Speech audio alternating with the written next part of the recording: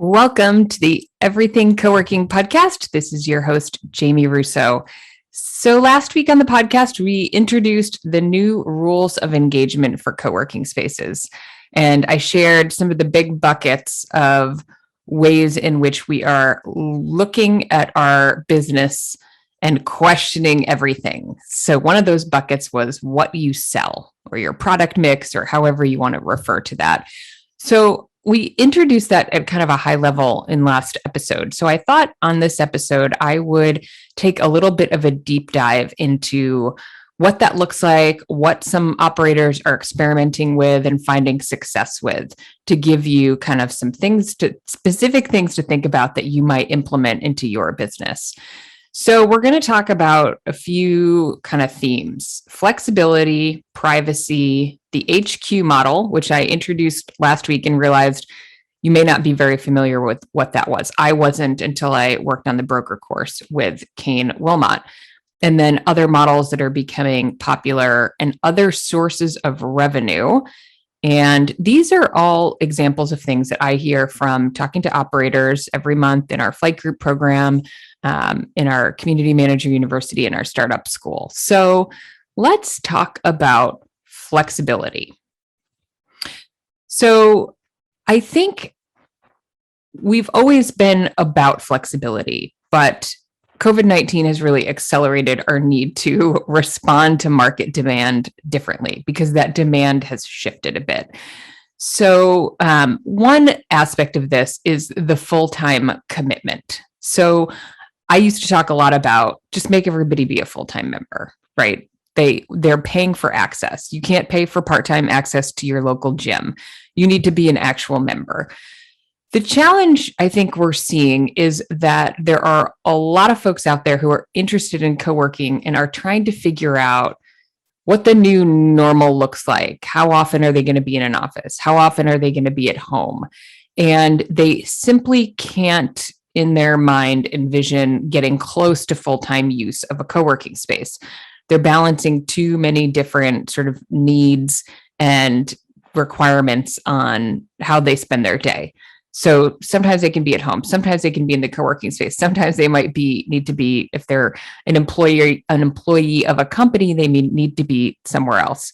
So, or in meetings, or, all the things. We all do so many different things in a day. And I am still a huge proponent of being careful about how we offer ultimate flexibility, because we have to make the model work, right? So we know that we have to sell a lot more part-time memberships in order to generate revenue that is equivalent to full-time memberships. And we know that requires a customer acquisition machine that brings lots of potential members in the door that we can close, even if it's on a super flexible program. So you will need to give more tours and close more tours to generate revenue that is close to full-time revenue. But if that's the demand that you're seeing come through the door and you feel like you just have to address it, and that's where your revenue is going to come from, is folks that are not full-timers, then it's something to consider, but still be careful. You don't want 3 options for part-time programs. You don't want an option for everybody that walks through the door. So we want to be careful. Again, we want to be intentional and thoughtful about serving our members, but also making sure that our model works and we can stay in business. So I talk about this with my members all the time. One of my members recently said, I just feel like everybody wants something slightly different. Some people want 5 days. Some people want 7 days. Some people want 8 days. Some people want 10 days. I think it's not in your best interest to serve at that level of granularity, right? Because that jacks up the admin time that it takes you to manage plans in your system. You've got different people on different plans, and you're not following any sort of 80-20 rule. So we probably don't want a custom plan for everybody that walks into the space. We want to figure out what works for most people. And then we want to charge a premium for that flexibility. Because again, there are other membership models, and if you join, on anything less than a year or a longer term commitment, you're paying more for that ability. So especially for folks who remember, you are the one signing the long-term lease. You are the one putting down the security deposit or the personal guarantee potential and a security deposit and all the expenses that it takes to get into the space. And you are committed for the long term, and you need some form of commitment from your membership in order to make this model work and make sure you have enough recurring revenue. Although I know I have some folks in my group who are running on a non-recurring revenue model. So we'll see how that experiment goes. But most of you seek the security of recurring revenue. So that is the other aspect I would make sure you're thinking about. If you offer flexibility, make sure it's on a recurring model where possible. So you could do a punch card, and you have to figure out how to track these things. I'm not sure I would get overly caught up in tracking. I really think if your system doesn't track really well when someone walks in the door, I would use sort of that 80-20 rule again and assume most people are going to track. So a couple of episodes ago, I talked about my experience joining a co-working space. They never told me that I have to book a spot when I come in. There wasn't in the onboarding materials, which I did read. It wasn't anywhere. And so after I'd been in like 5 times, someone said, "Hey, who are you? And we need you to book your slot when you come in." And I said, "That's no problem. I can easily do that on their, space management app." But in my head, I thought, well, I was already counting I knew exactly how many days I had used for the month. I was absolutely never going to go over. I think most people are like that. They're not trying to break the system or take advantage of the system. So I would focus on recurring packages of flexibility. So, offer the day pass, but the day pass should really be for really casual drop-in people if you can. Try to get folks into that 5 or 10 day. And if they're going 5 days, it should be at a premium, 10 days at a premium. And that's at a premium to the daily rate if they commit to full-time. So take your full-time membership. If it's $300 a month and there are 30 days in a month, then it's $10 a day. You should be charging more than $10 a day for those 10-day passes and 5-day passes if that's what you're offering. They should be at a premium because it is a huge advantage for folks to only be able to use your space exactly when they want to and not pay for access. So make sure that daily rate is higher. And the other thing, I talk about this a lot, but for those who are newer listeners, there are only 20 working days in a month-ish, right? Some months have, more days, but roughly if we have 4 weeks in a month, 5 working days in each week, that's 20 days. So most people will want to come to your space half the time. So if you offer a 10-day pass, that's perfect for almost everyone. So it will probably cannibalize your full-time membership if you offer it. So you need to be prepared for that. If people do that math, they'll realize most people come in most people come in a third of the time, right? So if you give them that flexible option, that's what they're going to buy. So you have to bank on the fact that you're going to sell more of them. But again, we get it. People are now used to sort of balancing. They've set up their home office. They're used to this hybrid home work, or home co-working space, some other workspace. But just be really intentional about what you're offering and don't overdo the offerings on your website. If you're going to customize things, do it in person. And I talked last time on the last episode about Fueled Collective, who's got this beautiful 3-step process on their website. Step 1 is take a tour. Step 2 is personalize your membership. Step 3 is to, join and onboard. So they're not listing all the possible computations of a membership that they will offer you on their website. They're saying, look, here's roughly what we offer. Come in and we're going to find a way to make it work for you. And they may not even do that forever. They may go back to the 80-20 of like, this is what most people need and this is what we are selling. But for now, they're being extra flexible. And so that's a big theme I see around what we're selling. I also wonder if we won't shift our models a little bit. I think about the gym analogy a lot, and I think about joining a gym. You don't join a gym for access to a treadmill or access to only the spin class, right? You join the gym because you want access to whatever it is that you want to use in any given day.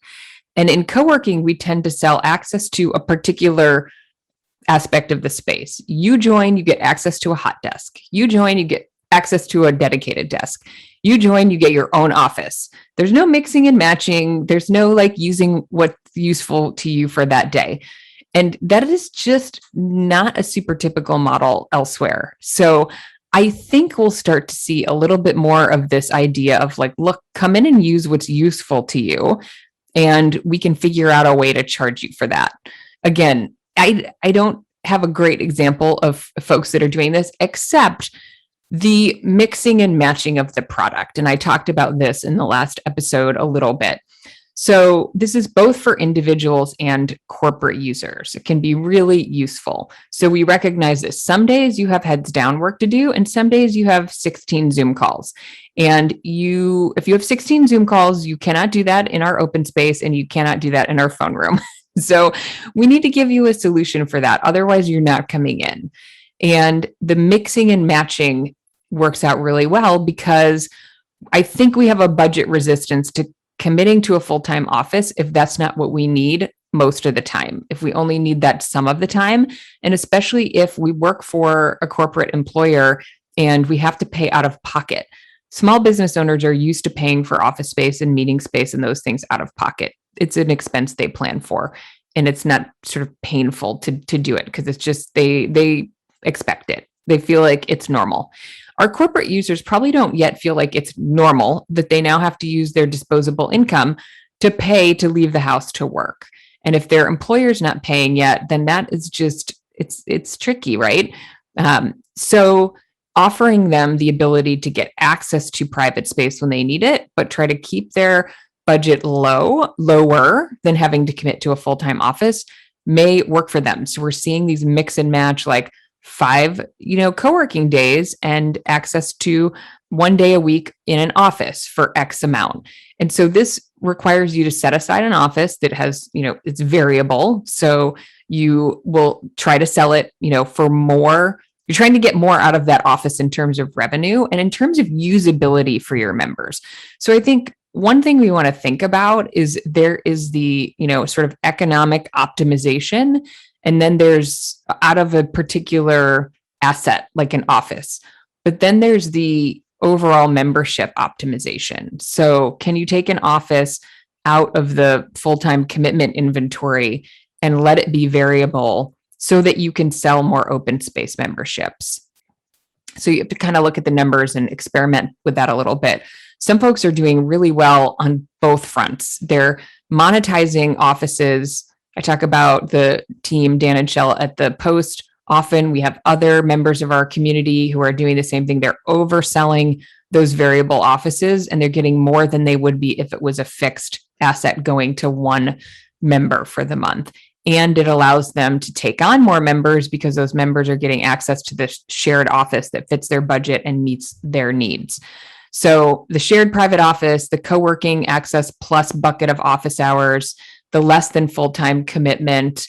And one other theme that I'm seeing is packages for quarterly offsites or monthly offsites or whatever that looks like, and sort of configuring your space and framing the space so that people can see that this works really well for them. So I'm going to mention the Healdsburg space I mentioned last time, and Jim and his team kind of organized the space so that they have this great like boardroom, but really open space where you could put Post-its on the notes and whatnot, or on the walls, in the back of the space that leads to outdoor space. And it has access to the kitchen for coffee and catering and whatnot. It also is right next to another meeting room and has access for other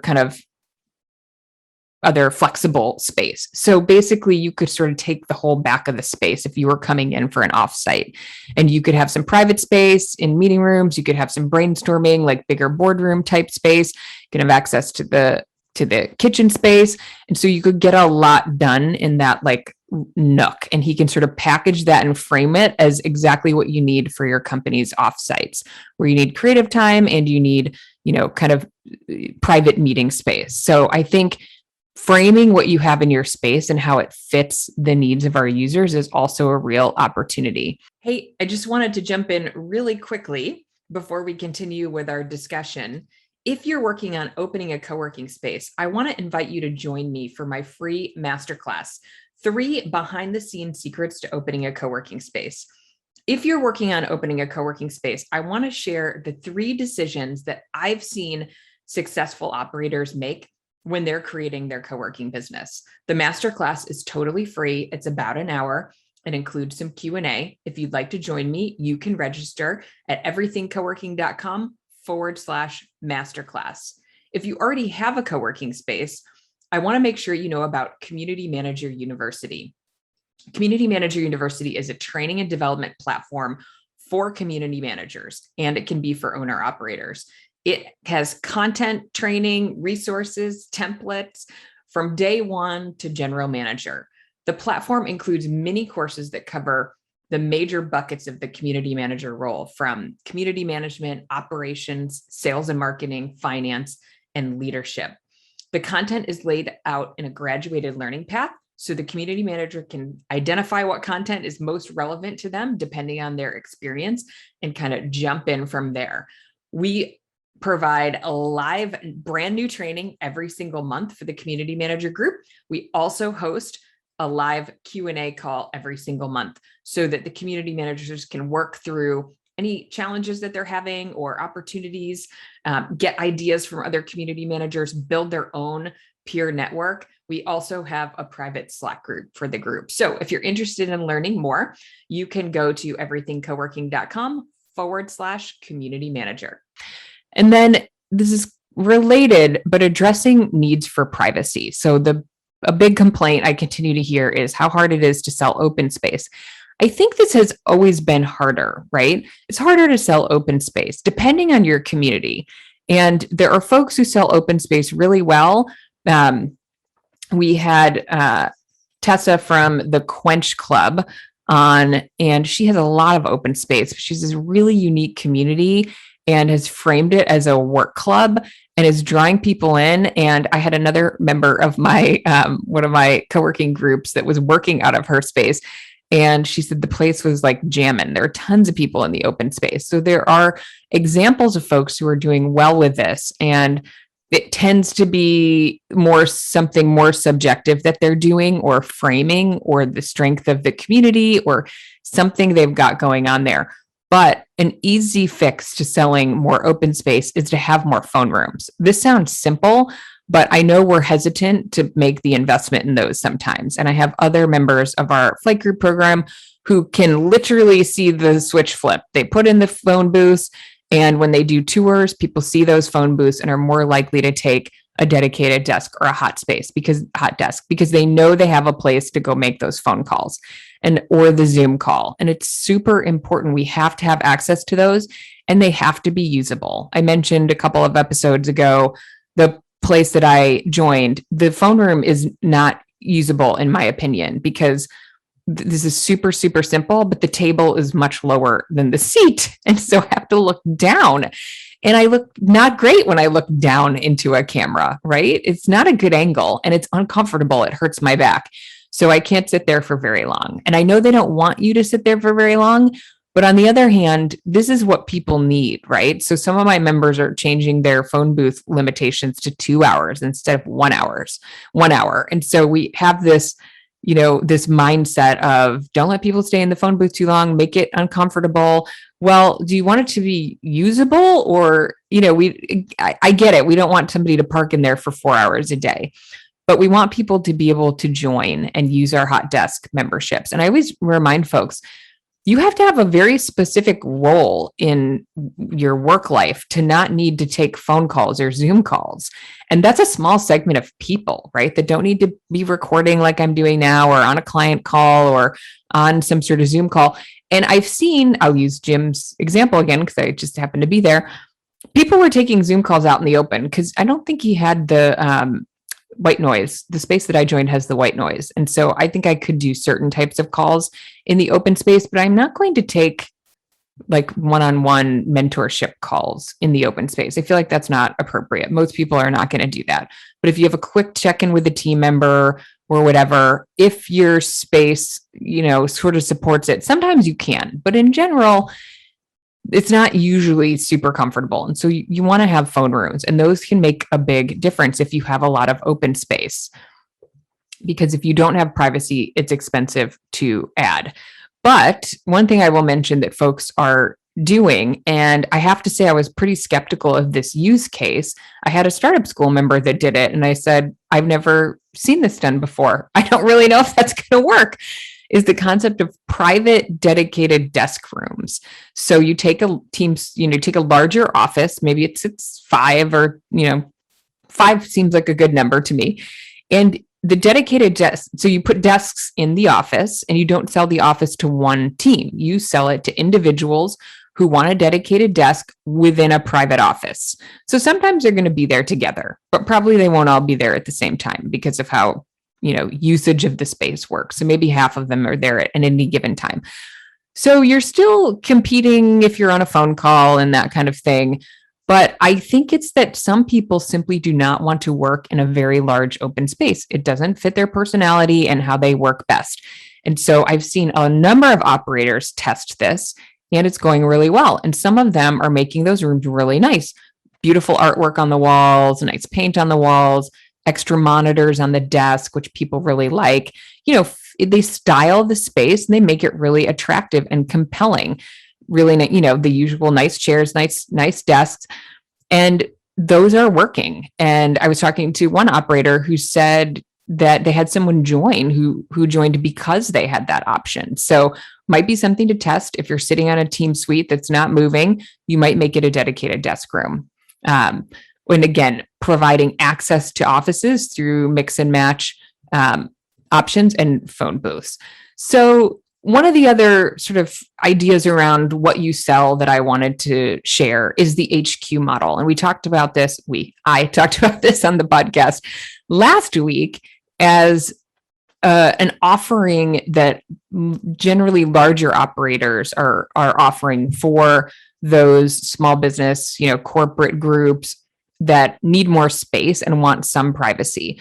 So the HQ model, HQ is short for headquarters. So it's like a mini headquarters, and there are different names for these. So if you want to look at models, search online and see what they look like.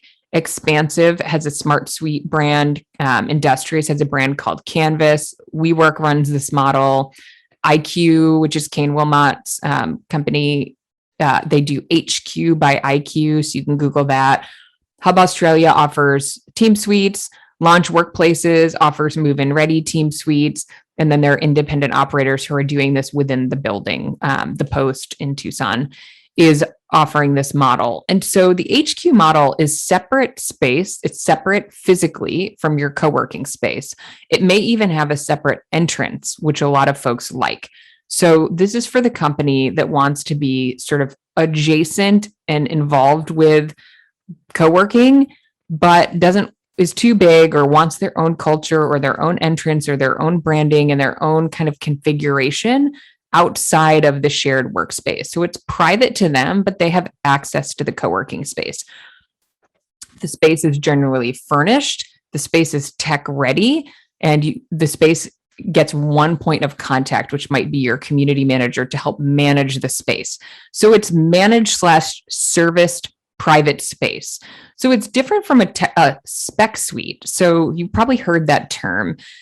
A spec suite would be a smaller floor plate. So 1,000 square feet, 2,000 square feet, that's sort of pre-built out to match, maybe a typical layout for a smaller company, but it's not generally furnished. It's not generally tech ready, and they don't get a point of contact to help them manage the space.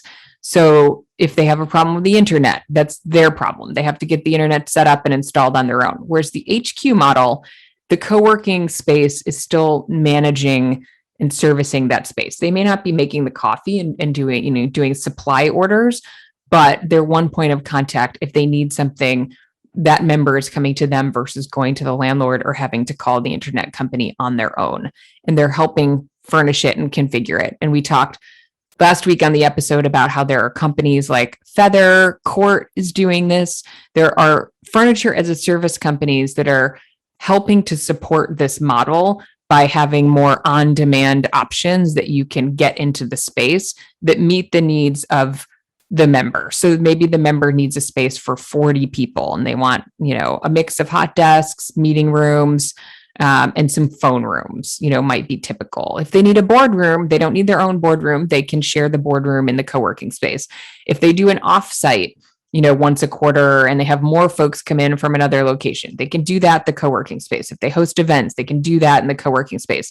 So oftentimes the HQ model is run, within a building where there's already a highly serviced co-working space, so they get access to those amenities. So if you're an operator and you're looking to service these groups that don't really fit into the plan that you have in your co-working space already, this might be something you do in a partnership with your landlord. So you might work with them and say, look, I'll manage this, but I don't want to sign a lease. Let's do a rev share. That might be a model that you explore, because your landlord probably doesn't want to deal with the furnishing and tech enabling the space and being the point of contact when the internet is down, right? You're equipped for that. You have a community manager or an operations manager or some combination of those folks. So the HQ model is worth looking at if that's an end user that you want to service. A couple of other models that I see coming up more and more. I have a couple of folks in my startup school and in our management agreement course who are looking at co-warehousing and shared medical office. So that's just kind of a side note, but in terms of what you sell, we're seeing different shared models coming up. One other model that I wanted to point out, and I have a couple of folks in my startup school who are working on this, one that just started his build out, doing co-working plus coffee bar under the same roof. So this is, I think a lot of folks think about doing this and adding coffee, and I'm going to sort of borrow from my other sources of revenue bucket when I talk about this.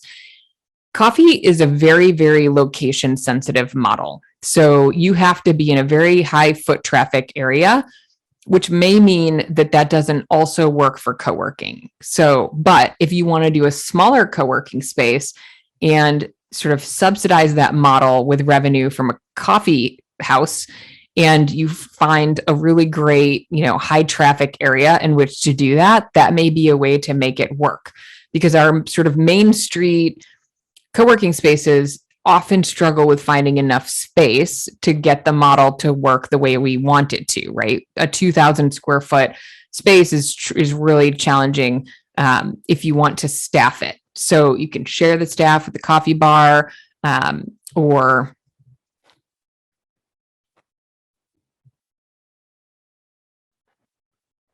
have a more lightly staffed model on your co-working side.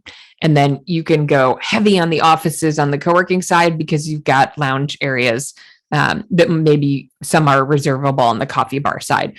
But again, you just want to be really careful with that because they're very, very location sensitive in order to get the volume that you need to make a coffee bar work. Putting a coffee bar within a co-working space, it's kind of off on its own and not going to attract other foot traffic, is hard to make really viable from a financial model.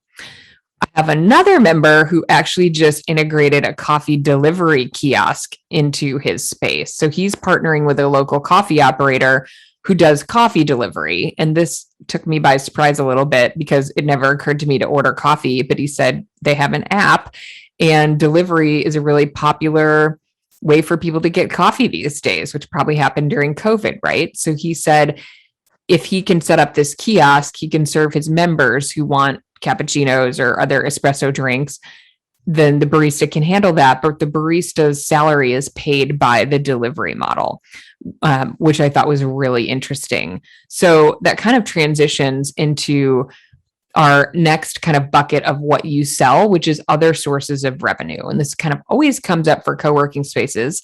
And if you're interested in figuring out, what else can I add that makes sense for a co-working space that can bring in more revenue, here are some ideas that our flight group members and co-working startup school members are thinking about.